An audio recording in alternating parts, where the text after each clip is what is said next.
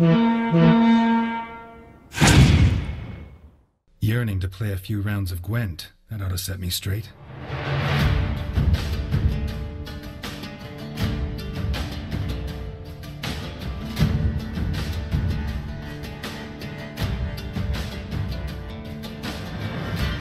It's Commander's Horn, episode 69, Crisis in North America. Today we're talking about the scheduling of the Wild Hunt Philadelphia tournament and the Gwent Challenger qualifiers and the community outcry that surrounds these events. Also, well, I wrote this before the PTR got posted, so the PTR is out, and I played a little bit of it. We'll talk about all this and some questions from the chat on this episode of Commander's Horn.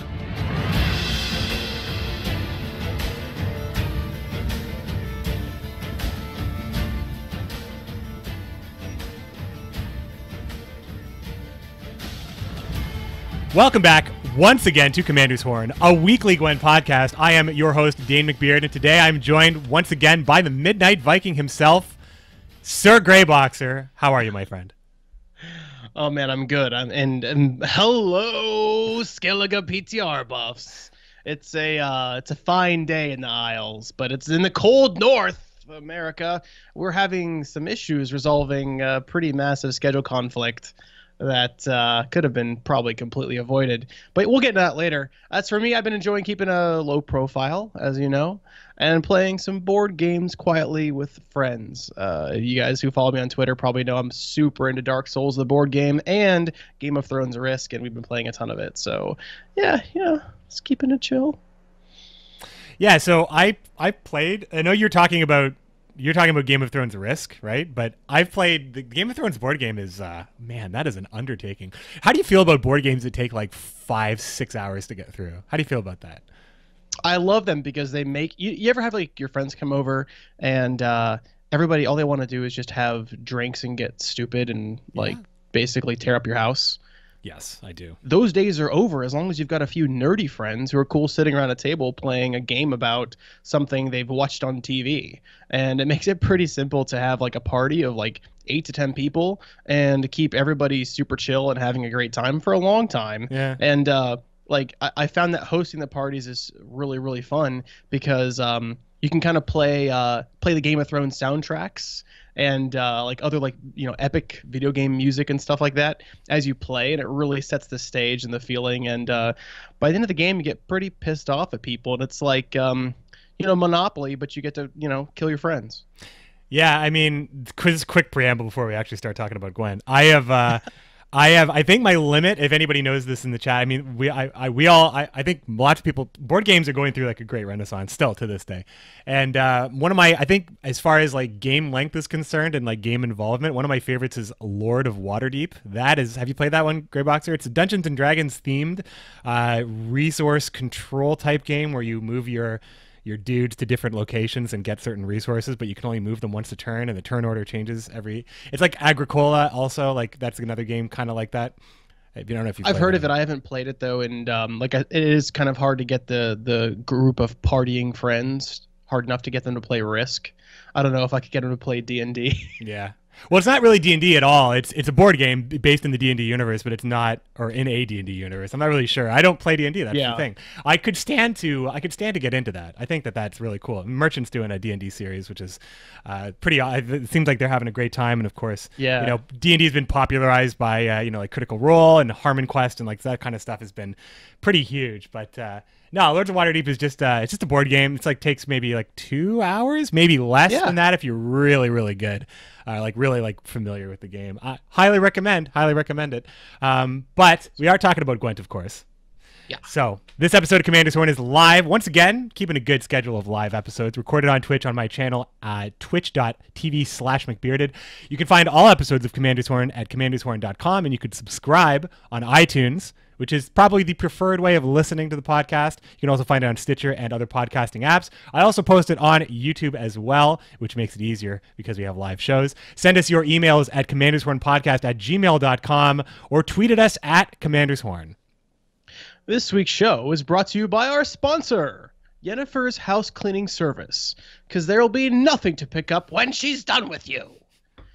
Fake ads aside, this episode is actually brought to you by our Commandos, our patrons over at patreon.com/commandershorn. Thanks for keeping the mics on and the podcast ad free. It's really one of the best ways to support the show and to keep us running. So yeah. So, Greyboxer, you and I are involved in a little thing called the Wild Hunt Philadelphia. Both we have different roles. I will be, I'll be maybe little to you, McBeard, but it's very important to me. It's big. No, it's a big event. It's an event that we're really looking forward to. Obviously, we're all traveling for this event, and we're all kind of invested in our own way. Greyboxer, you've been involved in kind of the organizational side. I will be involved in the on-site event side. But there is a little bit to talk about in that respect, and also, of course, the PTR just dropped like mere hours ago. So let's say those are the two main topics we're going to be discussing on the podcast. Whoops, I clicked the wrong. Yearning to play a few rounds.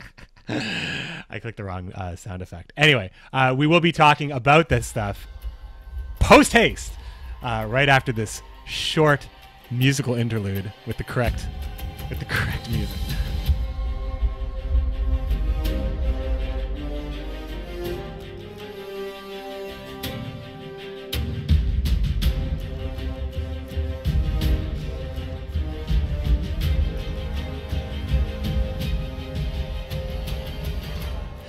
Oh yes, Gwent news. So the first thing we're going to talk about, we have basically it's a good news, bad news podcast, right? The good news is PTR is out. We see the changes that are coming to the future of Gwent, and there's a lot of stuff that people wanted to see that's going to be in it. And we have a PTR that we don't know how long it's going to be, but it's possible that feedback is applied from this PTR, and maybe future changes are made. And there's lots of great stuff. But there's bad news as well. That would be possible.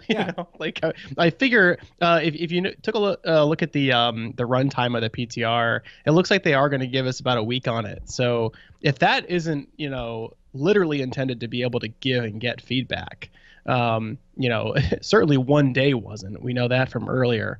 So I think you're right. This is probably very much a push in the right direction to get feedback out there.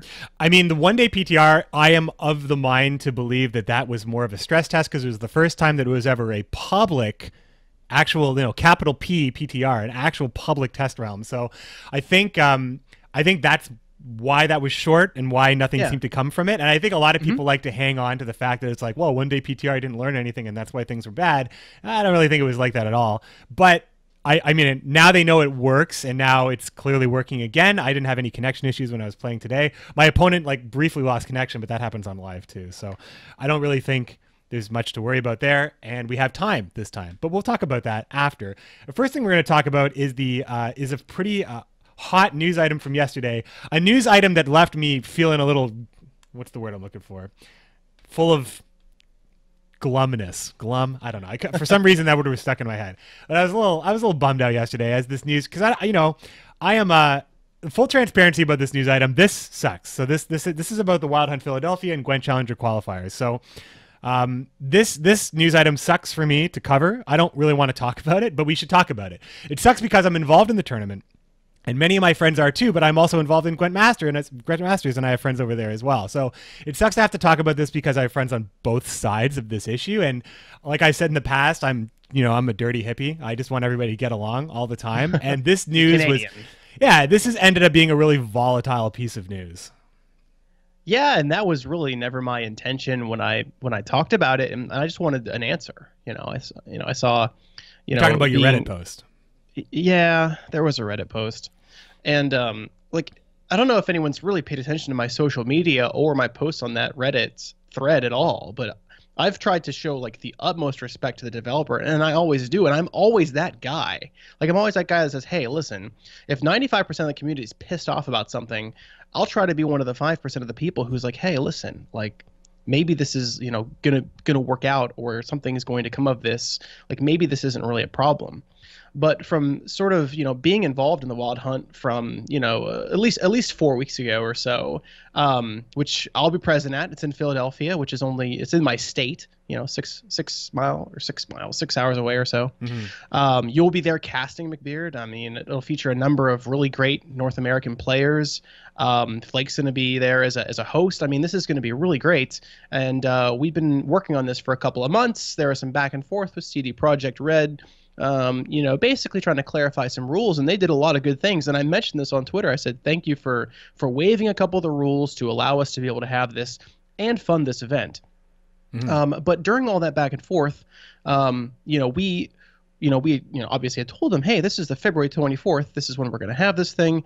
And it comes out that CD Projekt Red had always planned their qualifiers for February 24th. And so having all this back and forth with them, this entire discussion, the entire time they knew that they were having this, this qualifier on that day, and never once mentioned it, knowing the people who are coming are people at the top of the pro ladder like Vishra and Celebrate and others. So basically, after we got this whole thing cleared up, they announced that, hey, this is going to be the Challenger. They said this yesterday. This is a Challenger qualifier tournament. And my question was, because at the time I didn't know, hey, did you guys know that you were going to have this tournament and didn't tell us, or did you recently decide to have it that day after your discussions with us? And that was a question that I thought really deserved an answer. And it turns out, they did know and didn't say anything. So we felt pretty let down by this, because it's not like there's a lot of community tournaments, McBeard. There's one that's especially like this, a LAN event that's been in the works for so long. And to say that you can't juggle all the community tournaments around your own schedule, well, we're not asking for that. All we were asking for was a heads up. And the fact that little bit wasn't given, we were pretty upset about it. And several people had spent a lot of money to get this event set up and purchased tickets. And a lot of us have put in money towards housing and accommodations. And some people would be forced to choose between that and making it the Challenger. So hopefully we don't have a resolution at this time, but hopefully we hear back from them pretty soon. I mean, it only affects a select group of people. Only the top 200 can even compete in the qualifier. So I mean, the people that are affected, but it's not really about that. I think it's more about appearances in a lot of ways for a lot of people, because most of the people that have outcry, I mean, the people that are affected by it are also, like, it's very, very clear who those people are. They've been very vocal about it, but generally the community wasn't really happy about it. And we're going to kind of analyze it right now, because it's an interesting discussion. Like, it's an interesting thing that's happening, because this is community based, and this is also involving CD Projekt Red, who obviously has a lot of their own things on the go. One thing I want to say right off the top personally is that I know people are angry, and I know Gwent has a hostile climate right now on social platforms like Twitter and Reddit, but like personal attacks and insulting remarks about the people running Gwent esports is just not okay. It's just not okay. Right. These people work so hard on the game, and I know it's easy to write that off when you look at it through your lens at home, but trust me when I see the amount of effort that goes into this game. I see it, and negative comments about like Rafal or Vlad or Berja even, like, it's just not, it shouldn't be tolerated by anybody, because logically, like, just be clear, like, no one wants the game to fail. No one's sabotaging anything. And it's an unfortunate circumstance that we hope to find a resolution for. It's not anything worth really getting nasty about, but I understand that people are angry. I do understand that. Yeah, and I mean, there's some pretty big issues that the whole community took, and this sort of Reddit post that I made was just sort of to draw attention to the issue, and it ended up really kind of blowing up.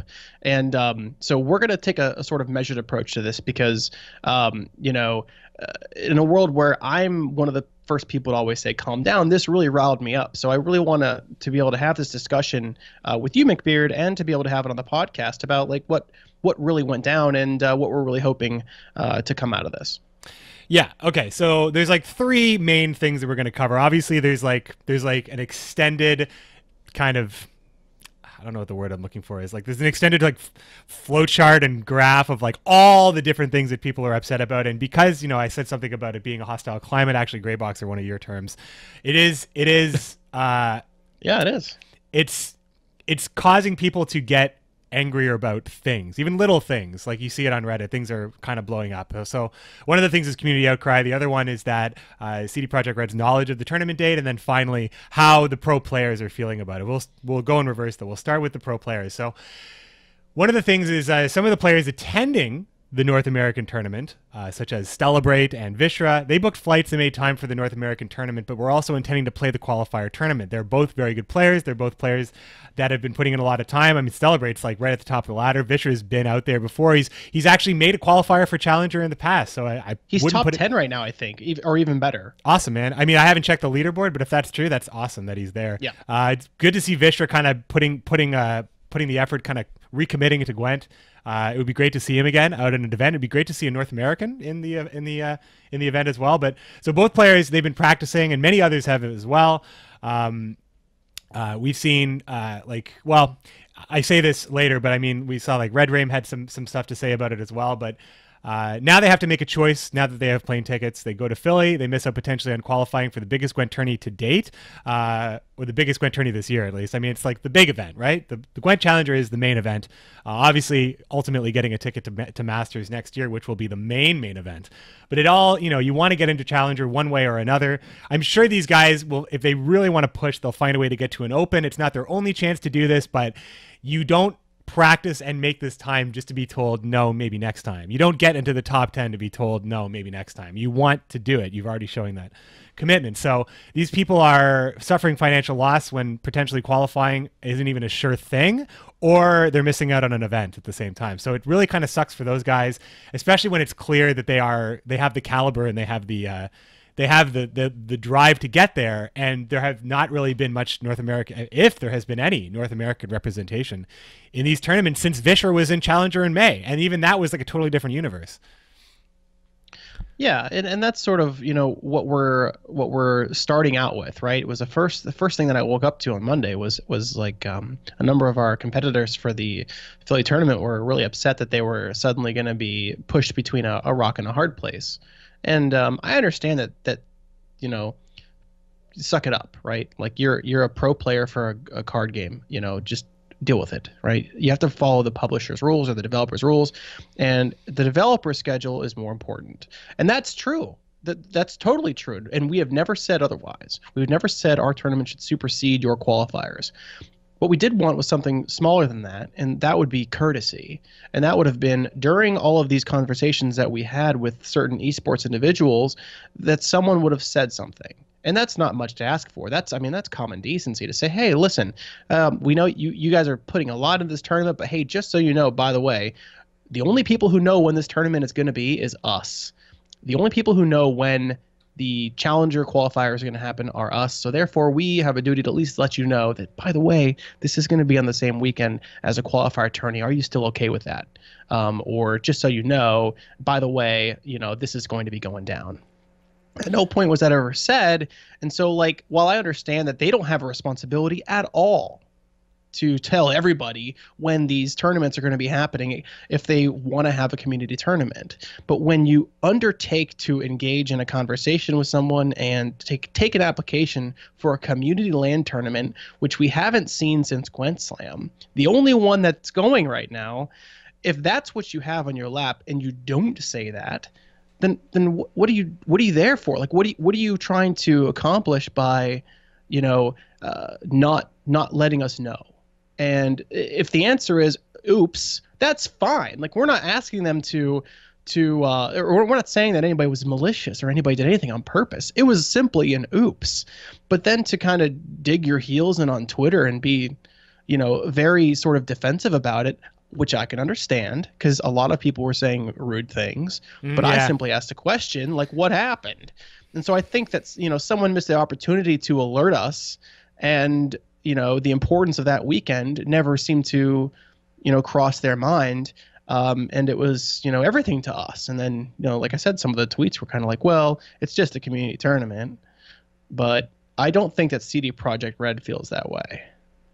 Yeah, I mean, like they have seasons and tournaments and patches and announcement and hotfixes and streams. They all have to plan around that kind of stuff. So like there's a possibility that, that this is just the best time for them to do it. But you're right. It's the fact that they didn't say, and I think that we talked about this earlier, where it's possible that they didn't want to say anything because they couldn't reveal that information, but it's maybe just saying like, no, this weekend might not be the best idea, because we're not bound by seasons and tournaments and patches and announcements and hotfixes and streams. It could have been pushed to another week on our I say our side, but again, I'm part of the event, but I'm not a part of the blood, sweat, and tears like the the organized people who have really put in a lot of the communication efforts and stuff like that. I mean, I've talked a little bit, and I've been involved, but I know that the planning has it was like, all right, we're going to set this date. This is the date. Okay, here we go. Any problems with this date? Okay. So but then when you say stuff like the digging in on Twitter and the defensive stuff and the nasty stuff on Twitter, that's a big part of this, because once, like, the stuff that was being discussed about the planning of the tournament, that's behind closed doors, right? That's the discussion that you're having, like, privately with CD Projekt Red, trying to make this stuff work. And then it becomes public, and then it gets on Twitter and it gets on Reddit, and then the Reddit, and then the incitement starts. And then the people who have nothing to lose, who probably are already maybe part of the rising Gwent hater squad that seems to be kind of getting larger and larger by the day, as people kind of get tired, get a little tired of this patch or whatever, like, those people can be as nasty as they want to be, and they were being nasty, like some truly savage responses. And it's like, it's already so hostile out there. Like I said, people are still blowing up over issues that CD Projekt Red already intend on fixing, and the PTR has already shown those intentions on what they're intending to fix. Like, there were threads on Reddit to this week about name changes. Like, even though I don't know if they ever said that, maybe that's a bad example, but like, let's say something about something that they're going to change. Like, in the open letter, they said, well, we're going to balance dwarves, but people will still complain about dwarves every day until it's changed. So it's just, this is stuff that, CD Projekt is going to fix it. You don't have to say it every day, but not everybody saw the letter. There's always somebody that maybe didn't see something. So it just kind of always looks like it's a torrent of issues, because they're tired of the state of the game. They're tired of waiting for changes. And every little thing that CD Projekt Red does right is now met with savage responses, because, they can't really differentiate right from wrong, because there's just so much out there. And it's like, every little thing that can be nitpicked. And over this last month, like, the haters are growing constantly. And if everything was going right for Gwent, like if Gwent was in the best state ever, and everybody's like, as high on Gwent as they've ever been, and this happened, I wonder how this would have been taken, because I'm not downplaying what's going on, but I know that this is kind of on the tail end of the community lamentation of this patch, and of January and December, kind of midwinter patch. And the final straw for people like I said before, like Red Raim, he made a tweet where he's suggesting that he's just done with Gwent after this event. Like, this was the last straw for like a guy like him. And I feel like that the environment it was a bad time for this to go down. This could have been met with a little bit more, perhaps, generosity by the larger public, because, like I said, like, it affects a small group of people. It's a legitimate concern, but it was like dropping, I don't know, I can't think of an analogy off the top of my head, but dropping something bad into something worse. I'm sure there's a good one out there. Yeah, it's been like one of those little snowballs at the top of the hill that just, gathers momentum and just gets larger and larger. And imagine if that, ball was, molten snot.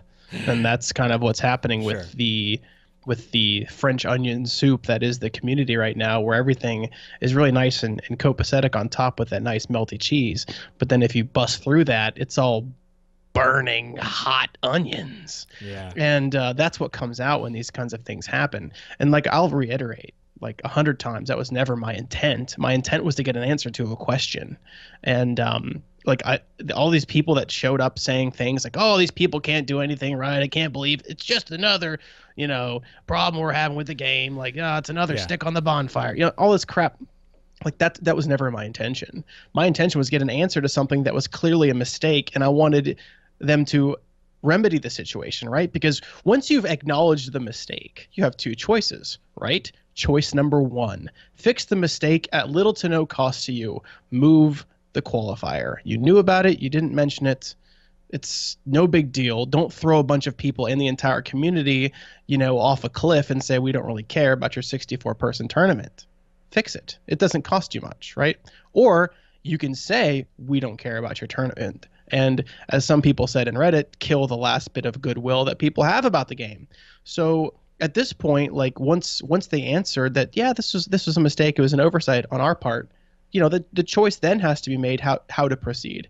And I hope that this community is one of those communities that can redouble their efforts at being excited about a game when the company that produces it does respond to constructive criticism and acknowledges mistakes and rectifies situations when these kinds of things occur that are not the fault of other people. And even if it does happen a lot, listen, we don't want to be one of those situations where every single problem that the community cries out about, they have to run and fix it. That's not the kind of thing we want to run. But I'm saying that when there's a specific situation that it doesn't really harm much to rectify, that having a responsive, and that's one of the things I thanked the devs for on Twitter. I said, thank you so much for your quick responses. This is what I'm looking for. And to have that be positive rather than negative is what we're looking for, and so hopefully that's what happens. But yesterday was as Thrilling mentioned, it was one of the worst days for the Gwent community, I think, and I hate to have been the author of that post for that reason. Yesterday was not fun. It was just not fun. I was it's funny, my computer just recently got fixed, so I wasn't able to stream yesterday, but I don't think I would have wanted to. I feel like I would have maybe made an excuse, even though I wasn't really able to.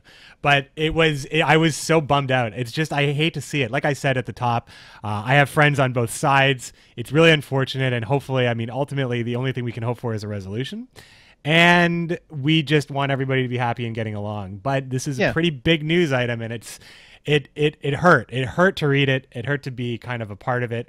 And what else can you say? We'll see what happens. And from here, I only want to say that the nastiness I always want, criticism, there's always nasty criticism out there. There's always people not just making criticism, but also making jokes about it. But this one is kind of, I've seen people speak up in ways that I've never seen Ruben make a post like that. I've never seen Dale make a post like that. The stuff that people were saying, people were angry in a different, it felt different. It just felt worse. So we hope there's a resolution.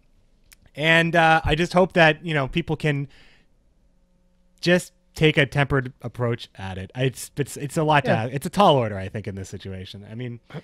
Anyway, we can move on to talking about some fun stuff. And unless you have one more thing you want to say. Yeah, I just wanted to update that I've been in contact with a couple of the players who were affected. And as promised on Twitter, they were contacted by the devs and they're having a meeting, which hopefully the issue will be resolved by the time the podcast actually posts. But as of right now, they're working on meeting up and getting it sorted out. Mm-hmm. Cool. That's good. That's good. That's good. And I know the names that just off the top of my head are Celebrate and Vischer, but I'm sure they're not the only people. I think Red Rame has he's definitely got that. And Joe Snow can get, he's going to be there. He's part of it. He's last time I checked, he was top 30, but I'm sure he's probably he's in the top 200, almost guaranteed. Right. And Red Rame and all these players, these are all great North American players that have the opportunity to do that. So we'll see. We don't have a whole lot that we can boast about, but the ones we do have, we really like. Yeah, we like those guys. So good luck to them. Hopefully there's a resolution that makes everybody happy ultimately. And we can talk about some fun stuff now. Even though we're not really talking strategy, I'm still going to play the drop because we like the drop. And we'll talk about some PTR stuff because we got a lot of good stuff today. A lot of good stuff to talk about for Gwent. The future of Gwent coming up right after this. Maybe not today and not tomorrow, but someday. Someone will find a way to take you down.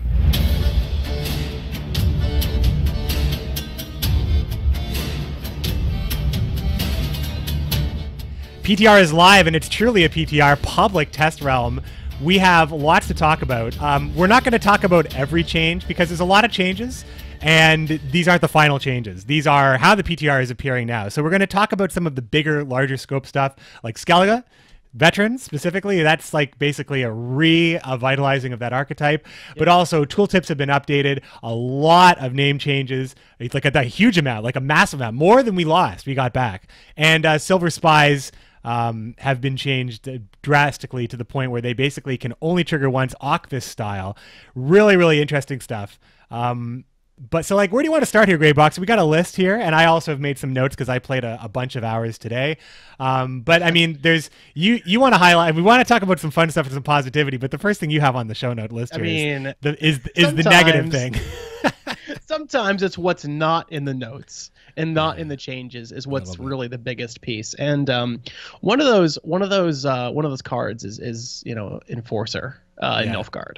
And the Impair Enforcers are just, they're at one of those situations where, like, imagine if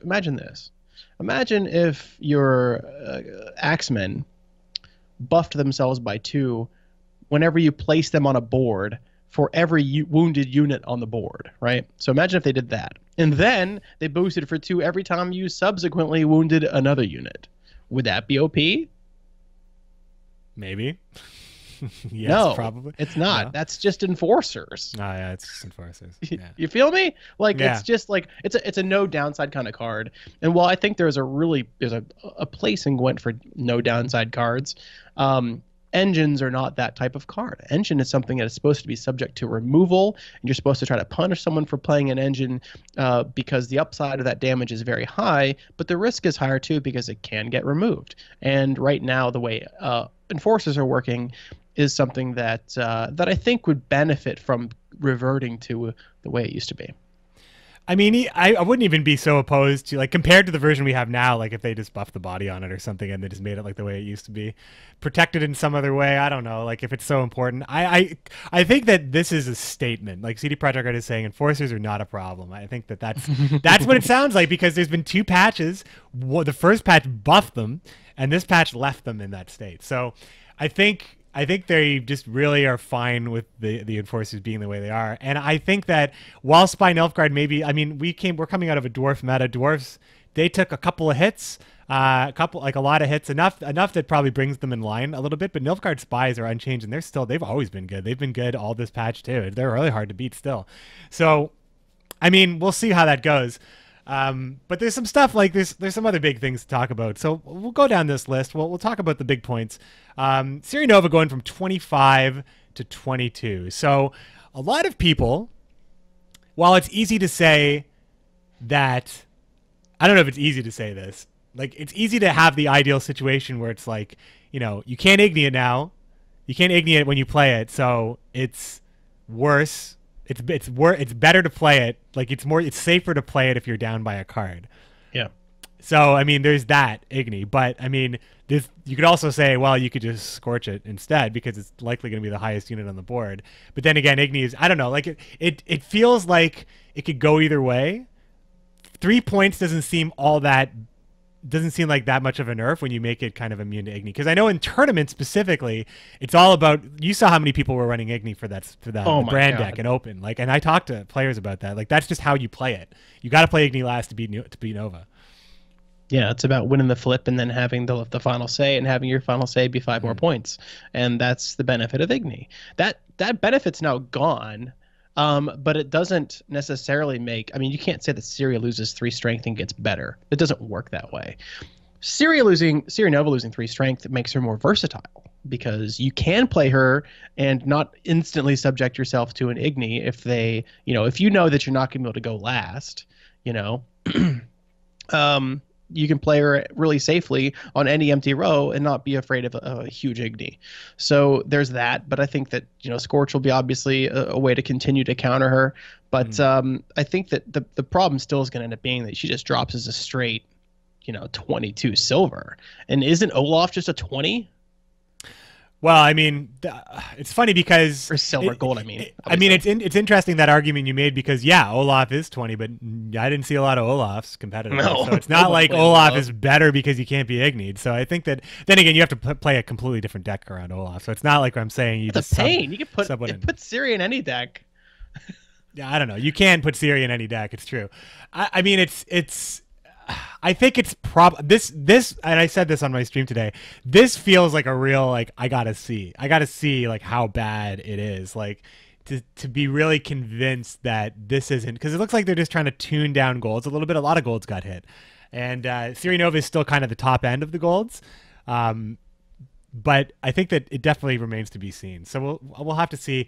I think that Ciri Nova is still a good card because Ciri Nova allows a lot of archetypes to shine. Unfortunately, it puts all those archetypes in the same position. They all win the same way. You play Ciri Nova. There's not like it doesn't like just like if it was a strong card, like if it was a card that was like a fair amount of strength, like 15 or so, but it also did something to your deck to make all your cards better, so it made every archetype feel different when you played it, and still was a good card that made these underplayed archetypes or underpowered archetypes more like contendable. That would change. Like I feel like that might change the tournament landscape a little bit more. But in this way, it just kind of gives you a points dump. It gives you like a big points dump in an otherwise deck that isn't working all that well. I feel like it's so close to being there, and I do love that it makes like armor Northern Realms and you know, like some of the. I mean, it arguably makes Bran better because Bran was already good in the way that it was playing it, but now you have this point dump and you don't need to have 3 Evs in that deck. So I think Bran really benefits the most from Syria Nova. But you know, like I play Nova in a bunch of different decks, like Arid Moonlight. That deck is really good with Nova in it, but it's just like Nova makes it boom. I got Nova. I can do that. So I think we'll just have to see. But yeah, we can move on. Yeah, they got some splaining to do. They nerfed Commander's Horn into the ground. Yeah. And consider they nerfed Syria Nova by 3 points, and Syria Nova is probably one of the most egregious cards out there. They nerfed Commander's Horn by 5. Yeah. And get out of here. This is ridiculous. You know, like this could be still in the game the way it is, rather was, I don't know. It should be, Merchant suggested this, a Northern Realms card. Well, I don't know if I want to say that's the gold card. I forgot what I was about to say.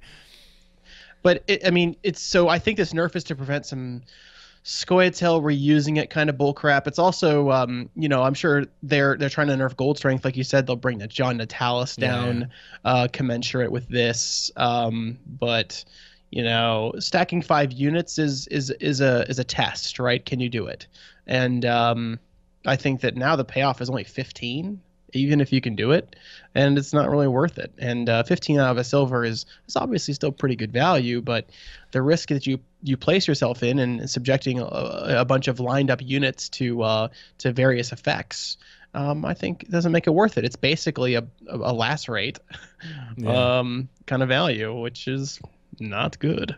Yeah, I mean, like, it looks like we're playing Rock Slide now, my friends. Like, I don't know. Like, that's at least 20 points there. If that's got a condition that you can potentially meet. And I think the biggest thing is when you contrast Commander's Horn to how Iris is playing right now. Iris is like now when you compare, like Iris needs to be brought down. She's so strong. Iris is so much more. Can't stand Iris, you guys. Like, I'm so tired of Iris. I think I just need.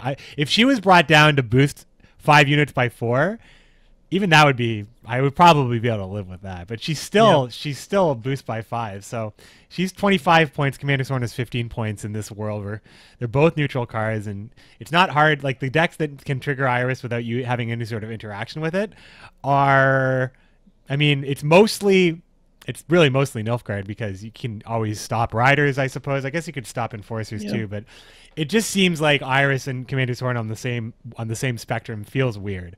So I think the Commander's Horn, it's interesting. There's some stuff like, why can't you just boost 4 units by 4 or 4 units by 5 or something like that, or something like, or sorry, 4 units by 4, I guess just makes it 16, I suppose. Like, it's not even that much of a buff, but it's like, how do you word that? You can't just say buff 4 units, because then you have to know, okay, well, what's the middle unit there? Or you buff 3 units to the right of a unit. I guess that would be fine. I mean, I'm pretty sure there is a version of Commander's Horn that did that, but I don't know. Like, I think it might be okay, but it does feel bad when I think for me it's data wise. They saw play rates on this card that worried them. You don't care. I don't care. It's a podcast. Yeah, it's Commander's Horn podcast. I also don't care about a spreadsheet of win rates. I think it's alarmingly ridiculous to pay attention to that when you balance cards. Yeah, I mean, we'll see. Again, we'll see. I think that we won't see. I think Commander's Horn is going to be going away. But I think that Commander's Horn, John Natalis, especially in a full test deck, it's still pretty good. I mean, before he was a 26-point gold card, so I think that's an issue. I think Ethna playing it twice was also an issue. But I feel like maybe it was hit a little bit too hard. We'll move along here, though. Yeah, come on. We've got a lot of... Let's not forget to mention, at least somewhere within this, that they have completely buffed the names. Yeah, true. Yeah, names are the big ones. Like Mushroom is now Marjoram again. We did it, guys. Marjoram is back. Big stuff there, like Rory's Blood Curdling Roar right now. I mean, you're going to see lots of streams and stuff going through the names. I mean, there is a lot of changes. You can't even go through all these. And there's small things like Avalok the Sage is now 3. No one's going to play it. Yennefer the Conjurer is now 10. She can still be killed. Like little things like that. Buffs here and there. Phil Evangel got a little bit of a buff. But the big one is like, the name changes. But let's talk about Aglace. I think this is an interesting one. Aglace is brought down. Her body's now at 8, and she banishes the special card she chooses, so Ethna can't bring it back. So that's, a little. Scoia'Tael got hit here and there, and this is just one of those little bits of power that they shaved off here. Yeah. I think that this is sort of an Ethna nerf, right? Like Ethna is going to be able to reuse a card that you obviously steal with Aglace, and we were talking earlier, and we think that maybe Aglace is the one card that's probably done the best for the longest in Gwent, maybe to the exclusion of some card like Woodland Spirit, but that's the power level that Aglace has always been at, to be able to resurrect any spell and then reuse it, especially given the given the body. She went down to an 8 power unit, but she was 9, still strong at 8, so it's tempo in addition to utility and power from the spell that you're going to use. So now that she banishes the card, the most I can say about this is an Ethne nerf, to prevent double Commander's Horn kind of shenanigans, I guess. I don't really know how to interpret it otherwise. Yeah, I mean, 8 still seems like pretty good. I don't know, like there's like special cards are more prevalent now. There used to be there was a meta when Nilfgaard was meta. Aglace wasn't very good because they don't run any special cards. So, and there was a state where she was a 10 strength card, but she reduced herself to 6 when she actually got her effect off. 6 felt fair. I don't know, but we're in a different universe right now. This is Scoia'Tael stuff we're talking about right now. Moran is now an 8 strength unit, down from 9, who deals 8 damage on. Deals 8 damage on ambush, which is up from 5. So she can kill a lot of stuff that comes down, but she doesn't stop deploy still. And I think that if you predict Moran, you can play kind of around this, and you play something that can tank it, or you can play something small, but you want to get the value off the deployability. Moran's not going to stop that, but she's 16 strength at this point, kind of, if she gets full value. I don't know. There's not much that's going to survive the 8 damage and deploy generally.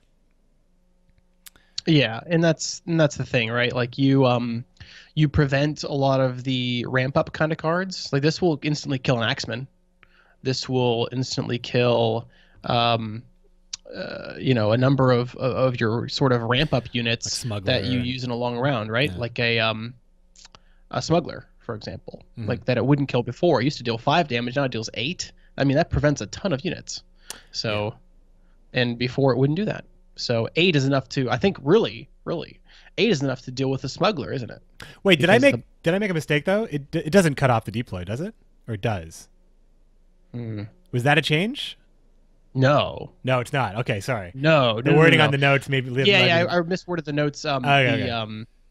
It prevents the ramp up value. Yeah, it's just good for stopping engines, I guess. Yeah.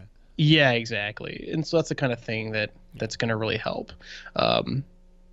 Yeah, it should probably go back to cutting it off, but I think 8's too powerful for that. So 8's as close as we can get, I think, to where it's going to provide you with a ton of value. This is a 16th strength silver at the top end. It's not going to always hit an 8 strength unit, of course. Someone can play around it, play a little unit they don't care about, or play, like you said, something that can tank it, but that's giving you 16. So I like the change. I think it's a good move on their part.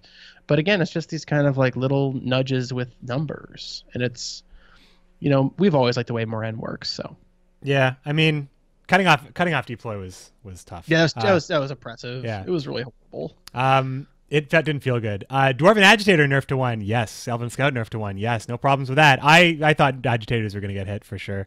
Elven Scout getting hit is fine. I thought that could happen. The Mohawkam Guard got a huge change. It went from 9 to 4, and the boost went from 3 to 7. So that's just not a giant unit you can play anymore, like as far as Xavier Morin is concerned, or as Polly is concerned.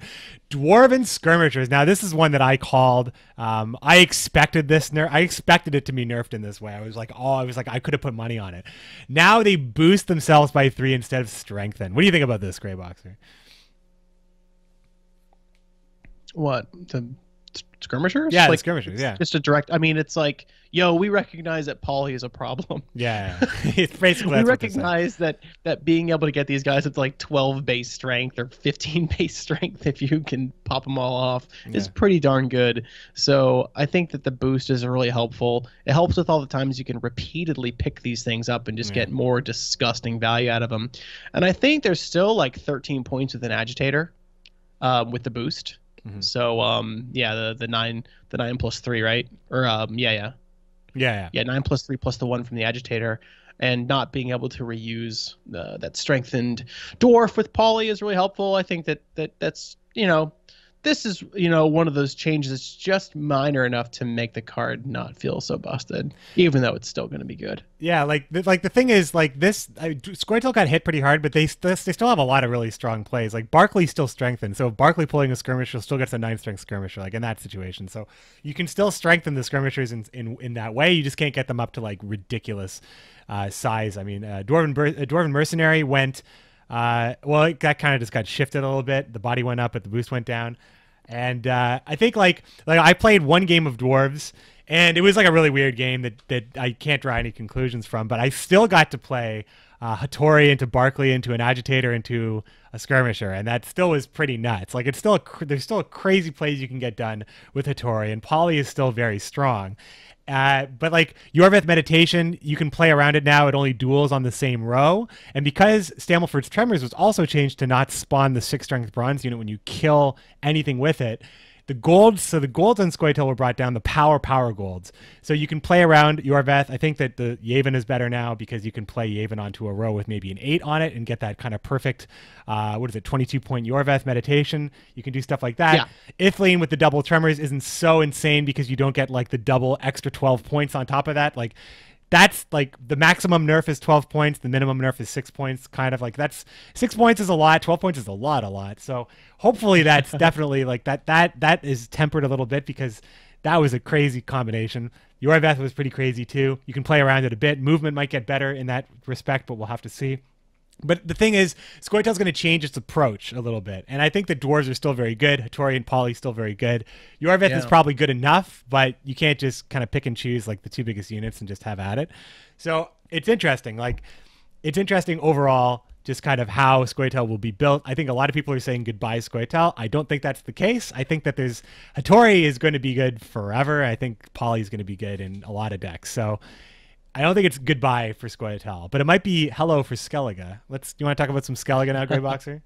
Yeah, and I'll start again with similar to the way that we opened up with something they didn't change, and that was they didn't change Restore and the way it works with Beastmasters, which admittedly is sort of a boring way to play Skellige, but it's one of the only like solid value packs we have.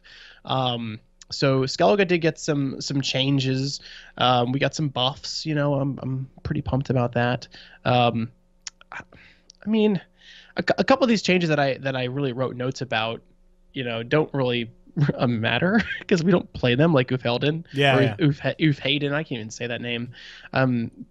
We don't use that card for Axeman, even though it works with Axeman. We don't really end up using it. There's better cards. We use it for the artwork. It's so good. Yeah. I mean, we still use him and Barna and Goldweathers usually. So yeah. Arena Champion is pretty cool. I like this actually the best, and I know it isn't like a huge meta game change. It's earth shattering, but Arena Champion now duels any enemy. And so he's way more flexible now. It doesn't have to be like a higher strength enemy, and it's super flavorful in terms of the way the card works. Since you fight him in Witcher 3 at the culmination of the fist fight quests. Yeah. So I really liked that fight, and doing it on Death March is really difficult, and he's forever burned into my memory as a difficult adversary. He's a little bit more useful now. I don't think that we're gonna play him a lot. He's useful, I guess, with more like he's like a value card that works a little bit with Axeman, I guess. Mm-hmm. So I don't know. Why is he called Champion of Hove? Do you know that? You're the kind of more of a lore guy than I am. Like, what does that mean? Don't, and I think I would imagine that Hove and Skellige is some zone that I don't know. All right. Just had to check. I honestly, I mean, I think it's the like one of the towns nearby where you fight, but that's all I can think of. All right. It could potentially be up there. That would be the only thing that would make any sense anyway. Yeah. Yeah, Scalds. Scalds would be pretty cool. I mean, I don't know. I mean, there's going to be a veteran Axeman deck that works, I think. Yeah, we should talk about veterans for sure. I want you to talk about veterans because I think that's your sort of flavor here, and I'm more of the Axemen / flavor text guy. Yeah. I mean, I also want to just touch on Restore now adds a Doom tag to the unit. So adding a Doom tag to a unit is a new thing that's in the game. It's applied Restore does. Yeah, Restore does. So I missed that. You missed that one? It's a pretty big change. Well, I know what they're doing with Resurrections, right? Yeah. Is they're killing my faction. But what they're doing with Resurrections, I didn't realize that it also applied to Restore because Restore has a little bit of different terminology on it. Yeah, so now it dooms the target you bring back. So you can't bring back like a Battle Maiden, now known as Spear Maiden, or a Beastmaster, and then you can't resurrect that later with a Freya. In the Beastmaster's case. So once you bring it back, it's never coming back again. As I drop my notes, it's just never coming back again. So it's really preventing you from bringing back an 8-strength Beastmaster and then bringing that back a second time. But getting a high-strength Beastmaster isn't that hard if you want to play veterans, because veterans are now soldiers, which means a lot. It means that you can play the Heime Spear Maiden. Remember, the name has changed. We used to be Battle Maiden, now it's Spear Maiden. Yeah. There's a character limit, I think, on how long they made these names. So some names changed even though they got stuff back, but they changed. So like Blue Stripe Scout is now Blue Stripe Scout because Blue Stripe Commando is like the longest it can possibly be. A lot of guys worked on this. Boris and Mateusz from CD Projekt Red. Tip of the hat to these guys. And everybody who worked on getting the names closer to what the community wants. Big thing. Just want to point that out. Huge thing. But anyway, the Tweesark veteran now as a soldier means that Est can pull them again. So Est can create a veteran. You can pull the veterans with the Spear Maidens, and you can res them with Freyas. That's a massive buff to this card. That's a triple buff. So this means that you can actually get away with playing this again with Skirmishers, Axemen, whatever you want, whatever flavor you want. Darren is a Tweesark unit. Svanrig is a Tweesark unit. Maybe you forget how good veterans were. Tournament-wise, they didn't actually ever see play. The only time you saw veterans in tournaments was Game King and Gwent Slam 3, I believe. And he didn't do so well with that deck, but I loved playing that deck, and I enjoyed playing it today. I played about 7 or 8 games with it, I think, and it felt really, really strong. My alerts are still on. I'm just going to turn that off, but thanks for the resub, my friend. But yeah, I mean, I felt like it was really good, and I was playing an unoptimized weirdo version of it. So, because it doesn't work the same way. The last time you played it was like 2 patches ago. So like lots has changed. I enjoyed it very much. Because like there's different Tweesark units now. So Tweesark now has the old Brockvar Hunters are now Tweesark Hunters. The Archers are Tweesark Archers. There's no Brockvar Archers anymore. So there's a lot of extra things you can, and the Beastmasters, of course, they go up to like easily 5, 6, 7 strength on base just playing the veterans, and it's so easy to play the veterans. I wonder if it's too strong, because who am I just slapped some random stuff together and I felt like I was playing some pretty good games. Give this to the experts, it may be, there may have been a reason why there's support, so maybe they end up doomed or something like that. We'll see. They felt really, really good. Well, we know you can only replay them one time, right? You'll be able to resurrect them once. You won't be able to resurrect them twice. But I really think that the key here is the access you're going to gain to these cards now that they're soldiers through the Battle Maidens or Spear Maidens, you said. So I think that those kinds of things that you can use the Maidens to sort of spit the points out, and you have to do that. Because you have to keep tempo in current Gwent, which is barf all the points on the board Gwent right now, with cards that just produce high value, especially just core bronzes. So to have veterans be able to maybe keep up in tempo is going to really prevent you from falling behind like 2 cards just to get your setup going. And it's really encouraging to see that such a minor tweak could have such a large effect on what could be an entire archetype. For sure. Yeah, I mean, there's not too much else to say. I like little buffs here and there. Yeah, I like your note here for Hey May Flamentica. Hey, bae. Hey, Bay. No, but she got buffed to 10. I like the little things like that. Northern Realms, though, now there's not a lot to say about Northern Realms. Shani got nerfed, Selkirk got buffed, Vest got buffed. Not a lot to say, but there is one thing I wanted to point out, and I will say that I don't know if it matters or not, this buff, but the Cadweni Revenant, which is the 4-strength unit that copies itself every time you play a spell, used to be doomed. All the copies were doomed, but it used to be doomed so you couldn't resurrect with Sabrina. Now the original copy, this is another situation where the doom tag is applied on a copy. Now the original copy can be rezzed by Sabrina Spectre. So I didn't feel like it was that good. I only played a couple of games with Cursed NR. It still kind of feels like roughly the same power level. I think that deck still needs a little bit of support, but it was a small change that happened in Northern Realms. But there's not much else to speak of, I think, for Northern Realms. I don't know if I took any other notes about what I saw today, but Vincent got buffed up too. The Vincent strength is up at 9 now. That's interesting. Means that he's easier to ADC Vincent. Elzer's double cross, the highest unit out of your deck.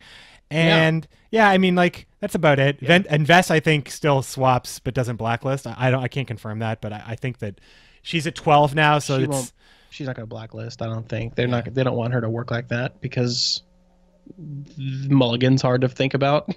Well, I heard a really great suggestion in my chat today. What if she put the cards in the bottom of the deck? Because usually you're getting rid of stuff like an extra Temerian that you don't want to see, or a Blue Stripe Commando that you don't want to see. So like that would be really awesome if she did something like that. But wouldn't affect how she draws. And I think that's maybe the other side. Because what's the fear with the blacklist? Like that you would accidentally draw nothing, right? Is that everything's blacklisted, right? That's the limitation with the current way Mulligan works in the engine. Yeah. Is it possible to blacklist everything? And with Vess, if she did blacklist, and then have nothing to draw. I mean, that seems kind of weird. I mean, I'm sure if that happened to anybody, they'd lose their mind. Yeah. Reaver Hunters got buffed up to 6. Field Medics are now 8 points. I don't know if Field Medics, I feel like, are always on the edge of being played. Like, they felt like Vriad Vanguards a little bit, that like if you have a board full of elves, you might get a lot of value out of the Vriad Vanguard. So I don't know if that might be. I don't know if it's good enough, but we'll see. You could work in Henselt, right, with the siege supports and stuff. They are supports, Yeah, because you could spam the board, replace a wounded unit and that someone has tried to kill and get it to come back out by RNG medicing a Reaver Scout or something. Yeah, just that kind of good play, like good RNG. I mean, these little like bumps. I really expected more of a revival of Cursed NR, and it didn't happen. And you mentioned you played it, and you didn't really see any difference in power. And I think that buffing Selkirk early probably isn't enough. And I would like to see a little bit more, because this is an archetype that we want to work. Like, we want to see new archetypes. Like, we don't want to just have little numbers change on our cards. Like, we want archetypes to be synergistic and work. And Cursed NR is something you've sort of teased us with, and it doesn't work right now. It's not good enough to beat anything. So I'd like to see more changes be suggested throughout this PTR phase. So if you are testing on the PTR, and you want Cursed Northern Realms to work, say something. I mean, Selkirk's buff is pretty good. Like in full test, you get him up to but full test now he's a 9-point card with 3 points of armor. That means he's 18 points minimum if you can even get a little bit of value, if you can even get full value on him, and he can duel and kill. Does he not kill like even Villain Tretmirth at that point? I think that's like, it's not bad. But I know you're saying you're saying that like bigger like numbers changing, like when it comes to balancing, that's really all they have to go on. Like, there's timers, there's strength levels, and there's like it's a game of numbers. Gwent is a game of numbers. Yeah. It's going to be like that. But some cards did get changed effects. We can move on to Nilfgaard now, because there is one that we should probably talk about. Hold on a second. The Vilgefort's note is. He's not different, is he? Vilgefort's destroying an enemy unit makes your opponent draw a bronze card and reveals this card. That's how he always was, right? That's how he always was. It's weird that note isn't there. Treason is the one I wanted to talk about. Did he always reveal it, though? Didn't he? I thought he did. Thought for sure he did. I could be wrong. I could be just thinking about Tibor. Or maybe there was a previous version of Vilgefortz that did do that. But anyway, the Treason change. Treason is now completely different. It no longer charms in any way. It is now forcing 2 adjacent enemies to duel. So it's interesting. The 2 adjacent enemies. This is on paper in a vacuum probably not great, but because you're playing so many disloyal units on the opponent's side of the board, it probably has application. I don't know if it's going to be good. I mean, you play Cantarella next to an 8-point unit that's 20 points silver in that situation. I don't know, but I feel like it may just not be good enough because your opponent can always answer it, right? Your opponent can just play something else. If they expect you to play Treason with Cantarella, I suppose they can always just play something else next to it. Yeah, they probably won't expect it at first. But what do you think about? If you run Treason, you're going to be the only person running Treason. That may be true. And if you get good value out of it, definitely clip that and submit it for review, because I don't know. Like, I feel like even though it seems bad because dueling is kind of weird right now, and the amount of value can get you is the floor is like 2, right? And no one really pays enough attention right now, though, to stacking a couple of higher strength units on one row. Like, people pay attention to stacking 5 units or making sure they've got units on the rows that they're thinking about setting up for the future. They're not thinking about, oh, do I have this 11 next to this 17 or whatever is going to provide like really good dual value or something. And I think that it could have really high value in certain situations where people sort of neglect, as you mentioned, to play around it. But I mean, good luck. Again, this is the quintessential Nilfgaard problem. Like, good luck fitting it in your Nilfgaard deck. Yeah. That's a good point. I mean, Nilfgaard has some pretty damn good silvers. That's the thing. So, I mean, maybe there's a Nilfgaard deck that can run it, but I don't know. I don't know about that one. What else? Slave drivers go down to 1. That's fine with me. Slave drivers I felt like they were. It's funny when a 2 strength unit is so strong, there's only one direction you can go, right? Down 1.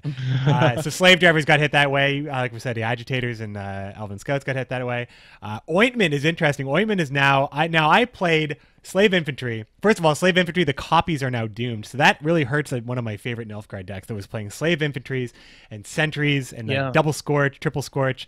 It was great. I loved that very much. Now it's a little bit harder to execute that because with the copies being doomed, your opponent can not put them in your graveyard, and you can't play more copies than you can't play more slave infantries than you originally played. You have to only res the ones that were played. So it really takes a lot of power out of that deck, and I loved that deck. So this is kind of harsh, but I guess they always ended up, like, originally they had that hotfix where they were all doomed, but I guess the tech wasn't there and now it's there. So the original copy is safe.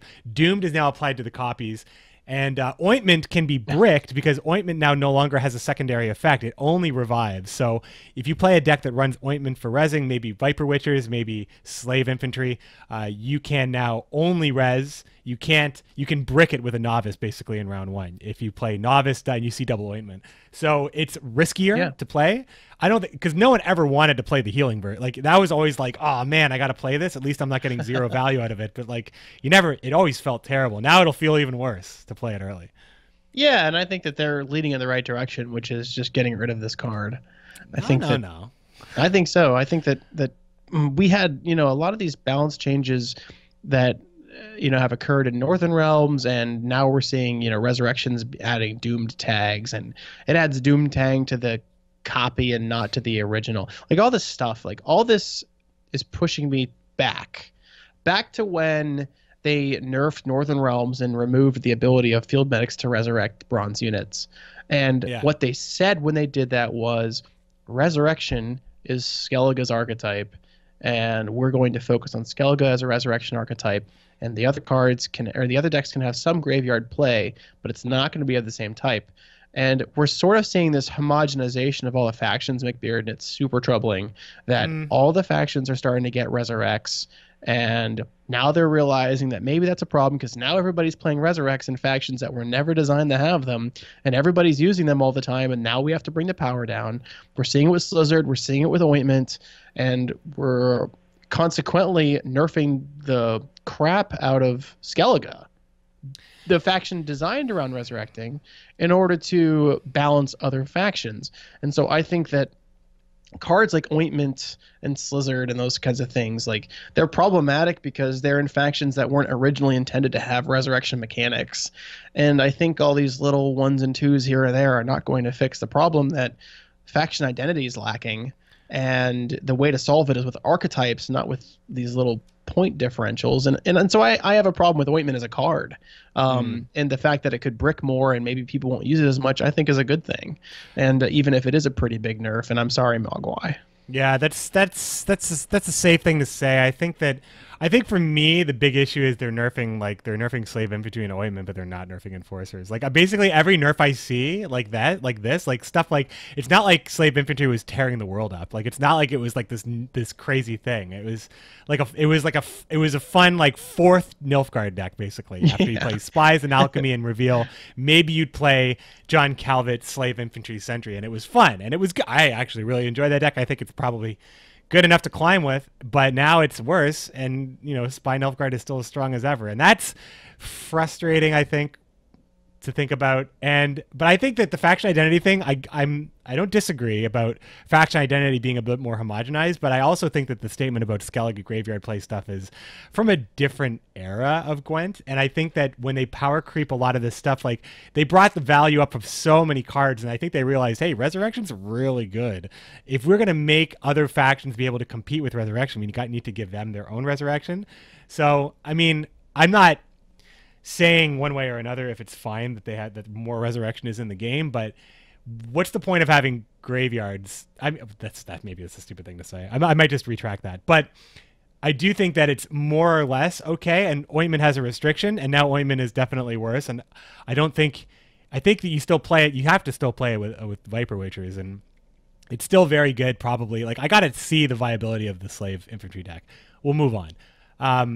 I think that Scoia'Tael specifically is Poly feels like crazy that's in Scoia'Tael personally, but Ointment doesn't feel so crazy because it has such a limitation as to what it can bring back.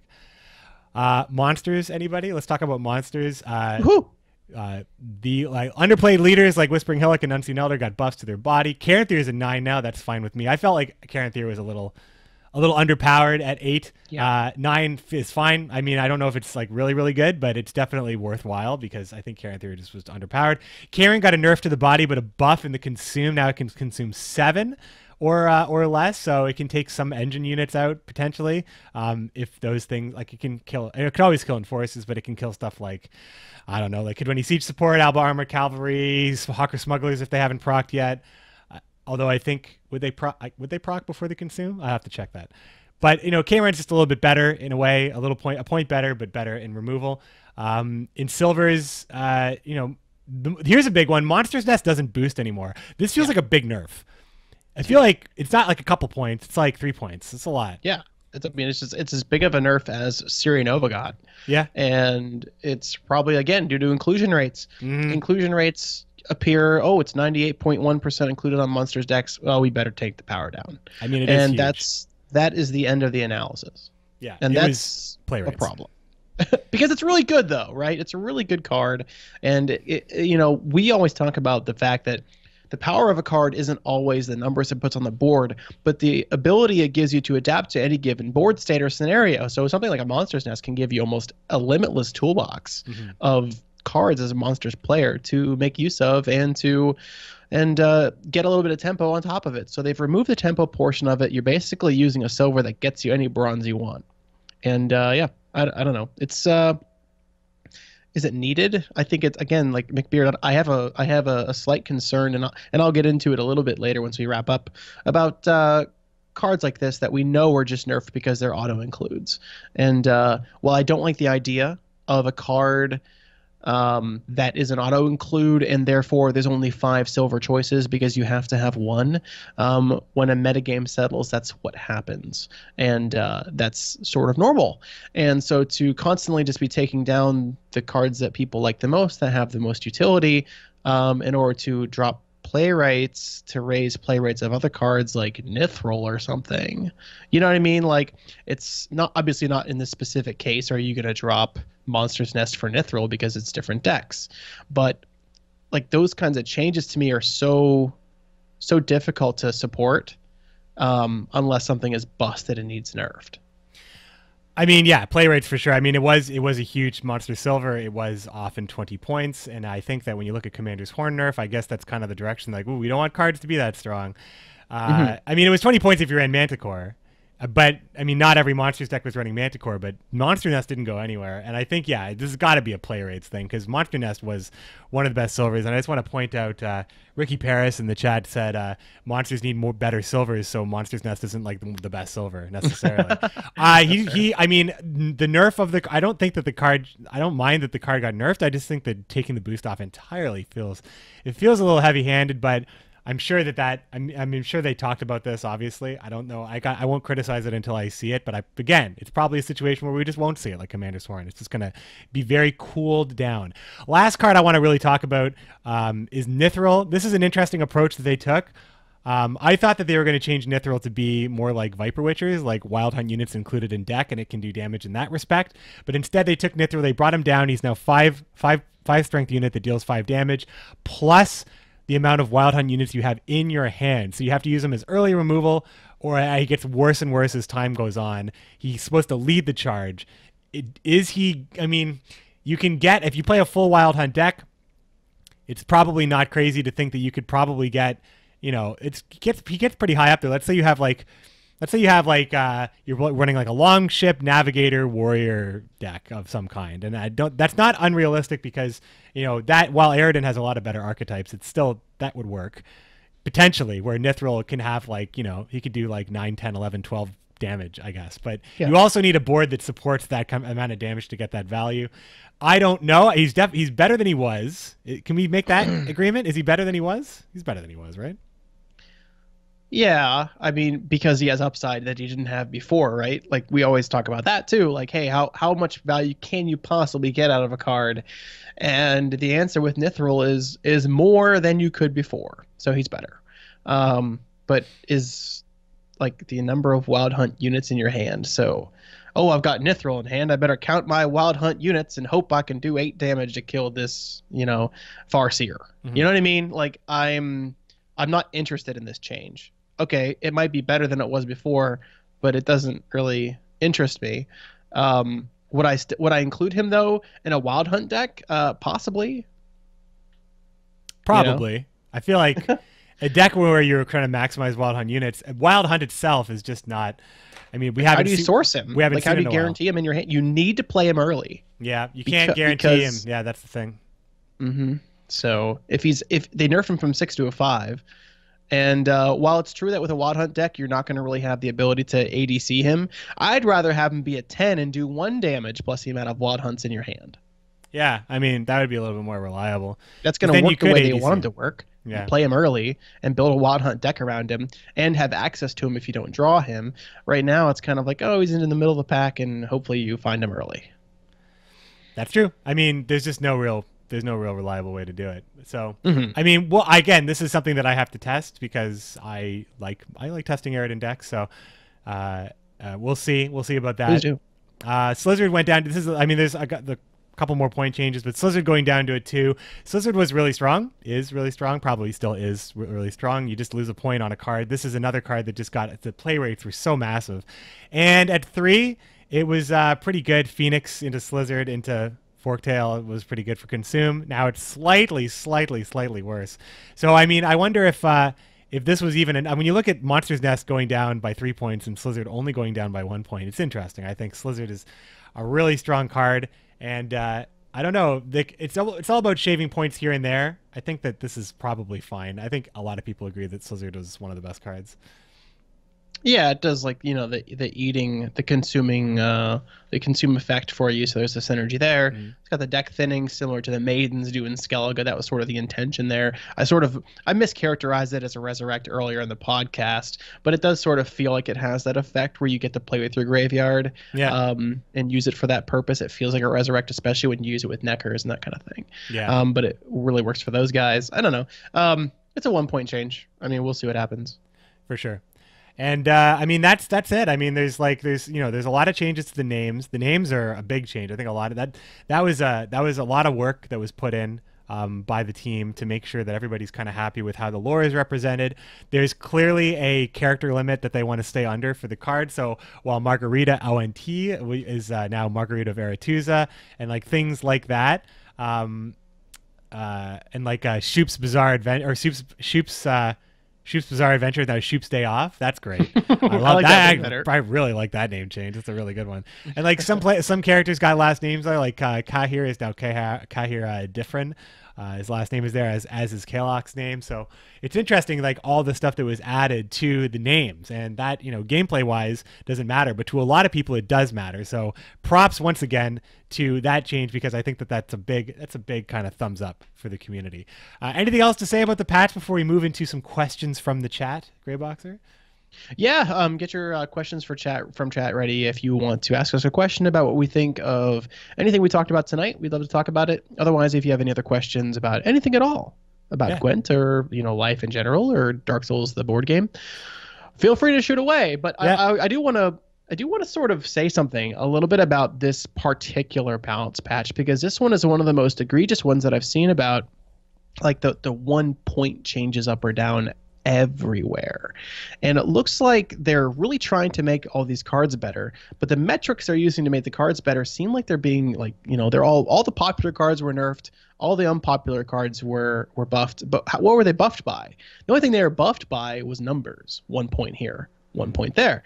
And so I feel like, you know, they're sort of ignoring what likely actually makes the cards uниncluded, because no one's going to play, you know, I mean, not to be funny, but no one's going to start playing, you know, Lamia because it's now a 6 instead of a 5. It's just not going to happen, right? The problem with the cards is if they're not synergistic, or if they don't have an interesting effect, or if they just do a little bit of damage, or have weak mechanics, they're not really interesting to play in Gwent. And if they aren't the very tip top of the meta, they're not going to get played at all. And so I feel like sometimes when balancing, they're sort of missing the part of the game that makes it fun. And instead of balancing point values by 1 and try to getting people to play them like that, put away the calculators and win rate sheets. And since it's not going to work, I mean, no one's going to play. I mean, you might play Nithril because you're dedicated, well, right? Right. I'm sure Oceanmud's going to play Nithril. And so that's 2 out of 200,000. But, you know, buffing it by 1 or buffing out these other cards by 1 isn't really going to change the way they work. It's not going to change any of their core effects. So it's just never going to make it really into a deck. And what makes these decks inventive isn't whether a card is 1 or 2 points better. It's whether you can build interesting interactions. And I think one of the best things they did was fix veterans in this regard. So if we take a look at just a small way they can change the interactions and make an entire archetype work, that's the correct direction. And that's what I want to see. If they had just made Tuisark veterans 1 point stronger, would you care about them, McBeard? No, because that's the thing, right? They fundamentally changed. Yeah. So you want these interesting interactions, you know, that you get with cards like engines, but, you know, you can't make them more viable just by adding a point to them. So I don't think any of these changes are bad, besides the Commander's Horn change, honestly. But I think that right now, these might be the wrong changes to make on some of these units, because they're not getting played, and it's not because they're 5 strength and should be 6. Mm-hmm. I mean, I think that I agree with you from like a fun standpoint. I completely agree with you, but we're coming out of a point spam meta where it's like the cards that get you the most points are the cards that people are playing. That's kind of like how it is right now. So by giving a card points, you make them more likely to be played. It's just kind of the way the game is coming out here. So, but I do agree that we need more engine cards. We need more cards that have interesting effects and synergy, and we need less cards that are just bigger, better versions of themselves. That I agree with. Questions are coming in from the chat, and we're going to address those questions after this quick little musical interlude, as we do on the podcast. Get your questions in, tag me in the chat, and we'll get right to it.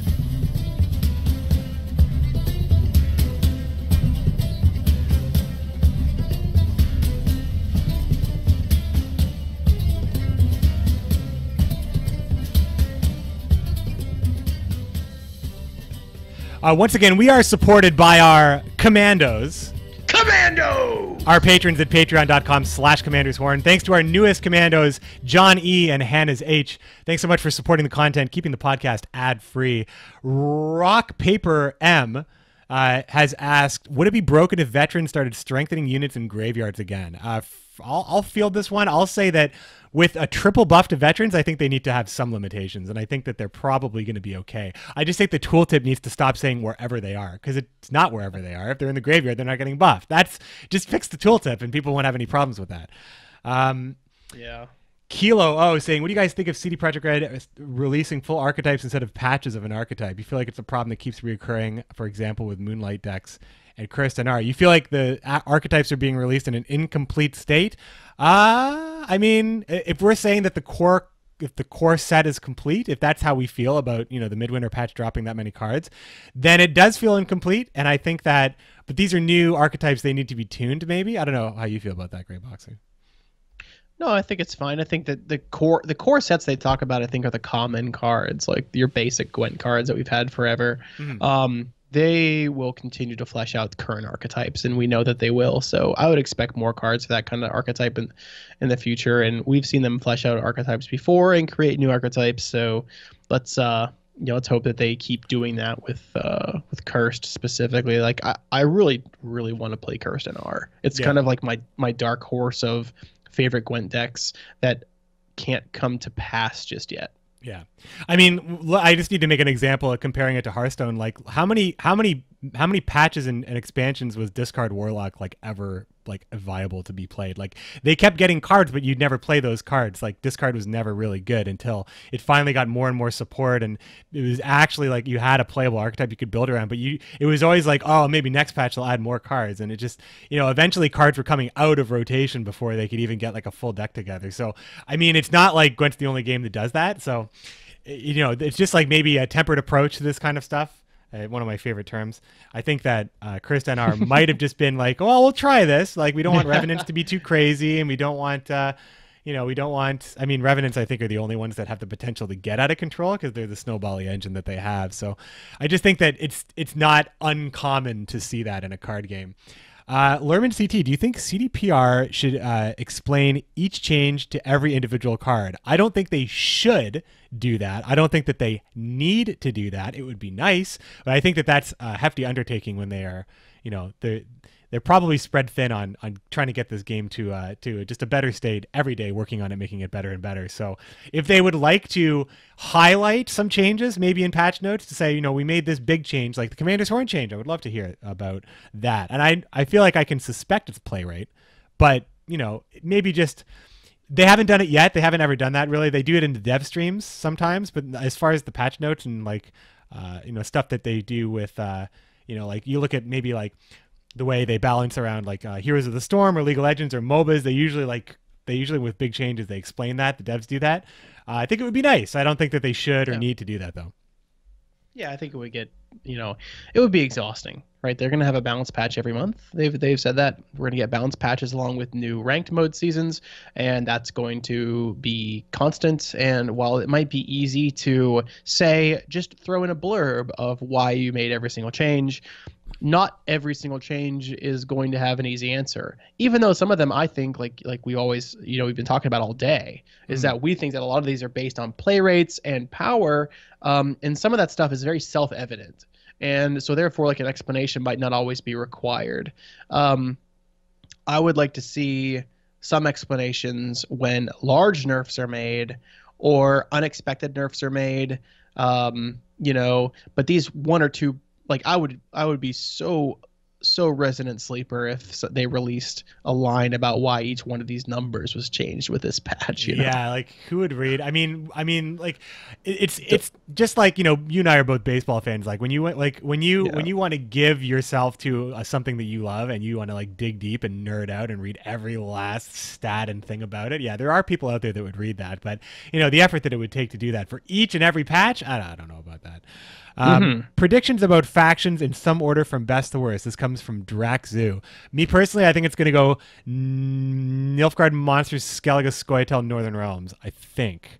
But I think that you could, the middle part of that, I think Skellige and Scoia'Tael might be tied, or Monsters and Skellige might be tied. But I think Nilfgaard's on top. I think Northern Realms might still be on the bottom. That's me personally. I don't know. Yeah, Nilfgaard's still on top. I think Scoia'Tael will be higher up than we think it is. Scoia'Tael still has a lot of stuff they can do, but yeah, I think Scoia'Tael could still be number 2. Even. Could be just a perception thing based on the amount of nerfs that they received. Yeah. I'm gonna go. We'll do one more question here, guys, because we can't get to everything. Hellbender33, is it disheartening? Is it disheartening to you to see so many people spewing vitriol towards the game? CD Projekt Red and Burgess seem really in tune with the community, and it bothers me when people flame them needlessly. Hellbender, I'm glad that you said that. Yeah, it does. It really is disheartening. That's the great word for it. It sucks. It sucks when people, like, when Gwent is sick, I feel sick. Like, honestly, like, I'm very involved with the game. I'm involved, obviously. I cast with Gwent Masters. I play this game almost every day. I stream it almost exclusively. I want the game to be fun. I want people to be having fun. I want there to be a healthy discussion about the game, and I want people to enjoy playing it. And I want the tournament scene to be lively. I want the competitive scene to be varied. I want all of these things all the time. And I know that CD Projekt Red wants that too. And when it's bad, when people are just like trashing the game constantly and mistakes are made and things, you know, like things get kind of out of control and metas aren't fun and bugs are in the game, like, it really, truly sucks, because I have put a lot into this game from the very, very, very start. And you too, Greyboxer. So it sucks. It absolutely sucks. The answer is yes. Short answer, yes. It is disheartening when it is like, when it Short is bad. answer, yes. Long answer, hell yes. Yeah. It stinks. And I think that vitriol is a problem. And I think that righteous outrage can be channeled in appropriate ways, and it's disheartening when it isn't. And I think that that's what you're touching on here. And I think that there's a lot going on in the community that the community really desires to have a better boost than we think we have right now. Mm-hmm. And I think that not enough attention is being paid to how much work is likely going into making it that great. So people are looking for things to trip up, basically to trip up the developer and say, keep demanding things and trying to get more rewards and stuff like this. Like, I was pretty outspoken about the whole faction challenge, saying, I was a very staunch defender of, hey, the point of the faction challenge is to win, right? Mm-hmm. And if you win, you get your border. But everyone had lost their minds about, I'm going to lose, and I'm not going to get my border, and if I don't get a border, I'm not going to want to play Gwent anymore, or something like that. Like, that's ridiculous. And even though Gwent eventually was like, hey, by the way, we're going to make it so that everybody gets a border, I feel like that sort of whole getting mad about everything can be damaging. Yeah, I mean, just remember, this game is made by humans just like you. There's humans on the other end of everything you say, and have you ever made a mistake at work, McBeard? Have you ever messed anything up? Well, yeah. Why do you think I'm unemployed? Just kidding. I'm going on Reddit and talking about it. Well, it's just, I don't know. Like, it's just, I think that there's a real, like, because when you say stuff like CDPR this, CDPR that, you take the humanity away from them, because you are attributing an entire company or an entire corporation to the thing that's upsetting you. And, it's just an extra check that, the internet is a powerful place for people who you can be nasty, you can say stuff with anonymity, you can really speak your mind without any really, like, there's not a lot of recourse that people can take. It's just, they go to Reddit, they read that stuff. I mean, I think they do still, maybe. And I mean, Berger definitely does. So it's hard for them, and it's hard, like, for all the reasons that I said, like, it's hard for me, like, it's not even about me, like, having CD Projekt Red as my clients, essentially. Like, it's basically more like, I want this game to be good so badly I want this game to be good and to do well, that when I feel like it's not doing that, it hurts me inside, so it's just, that's just, I think that's a good place to end it. I think just remember the humans on the other end, remember that we're all trying to work for a better game, and it's going to be a crowded space soon. This year, it's going to be a very crowded space. So if you want Gwent to succeed, maybe don't shit all over it all the time. That's all. And thanks everybody for the questions, by the way. For sure, keeping them extremely positive and showing us that the listeners of Commander Zorn are some of the best people in the community. Yeah, absolutely. Sure. Greyboxer, what are you up to these days? Where can people find you? You're still very active on. It's cool on Reddit. I saw you have that tag Discord moderator. That's good that you're recognized for that, because you do a lot of work there. Yeah. So I'm on the main moderator of the main Discord for Gwent. We're going through a change. We're going to be changing our URL right now. We're discord.gg/Gwent101 because CD Projekt Red reclaimed the rights to Discord/Gwent. So I don't know if they're planning on doing something with that or they just didn't want anybody infringing on their IP. But yeah, I'm over there. I'm very active in our Commander's Horn Discord. That's where I do most of my discussing about Gwent and other games. A lot of our commandos are playing some Monster Hunter World right now and talking about that a lot. And getting some co-op groups together with that too. It's pretty good stuff. It's like pretty much, in my opinion, the best benefit of being a commando is the access to the Discord. And yeah, so that's where I'm at usually. I'm on Twitter all the time. I post on Reddit, usually just memes, unless I get really upset about something. For sure. Monster Hunter World. Ooh, that's a good game. I got to say, I'm having a lot of fun with that one. Might play that a little later tonight. We will wrap this up here.